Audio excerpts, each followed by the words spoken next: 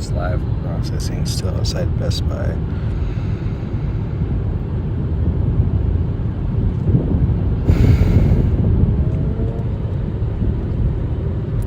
Again, just processing my life and like whether the pursuit of sex was really the compulsive need to be noticed and paid attention to.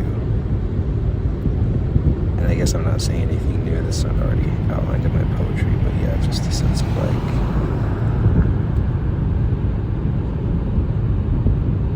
it felt like I was noticed when I was touched, used, treated in that way, not because I felt that way about myself or in my own body, but because my nervous system interpreted it as a strategy that worked and continued to work and work and work and work at the detriment of my own soul, at the decoupling of understanding who I truly am and what sexuality and romance means to me versus what I thought it had to survive.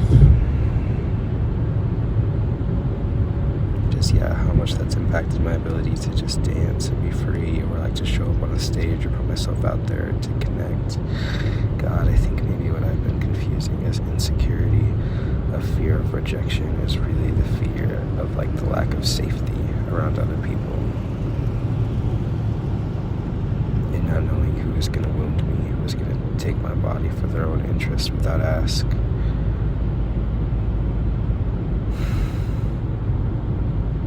This is where, people always talk about avoidant attachment, anxious attachment. And for me, it's like I know I stand with disorganized attachment, meaning, and I say this not out of jumping to clinical conclusions, right, based on some YouTube video that I saw. It's like out of 32 years of processing from infant to today.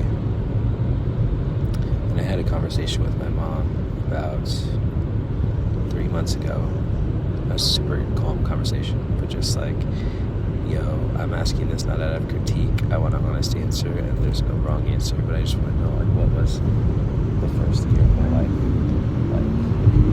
Sorry, because that's what attachment is about, right? We make it into this thing that's not. It's literally just like the digital summary, or like the arithmetic of the body before consciousness had a chance to jump in, of like, how are my needs going to get met? Who can I trust? What's the math here? And for me, like in that conversation, learning that, I thought my parents like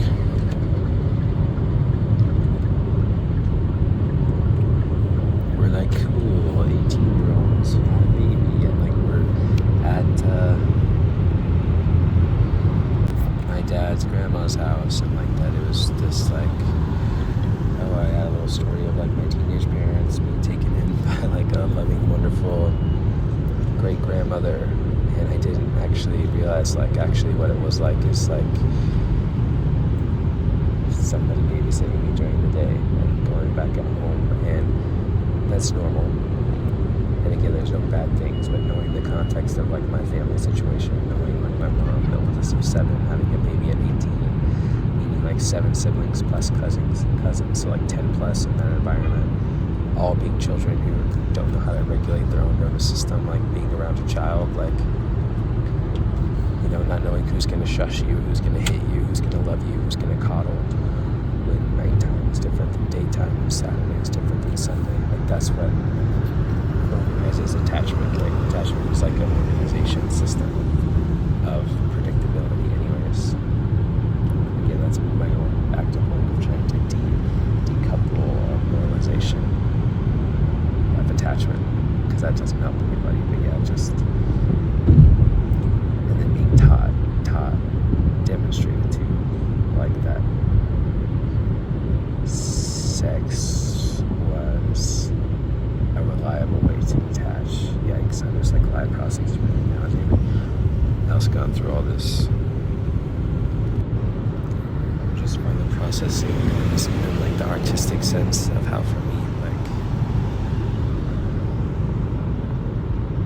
I don't know, like I guess like for me, like, I don't know, it's not that like I'm not attracted to bodies or anything like that, but I think it's like when I'm just thinking through like me wanting to dance, me enjoying dance, how I move my body, like how society could, because of like these systematic things that we don't address, like just assume. Like we assume if somebody dresses this way or they do this thing or they dance in this way, that's like some kind of invitation for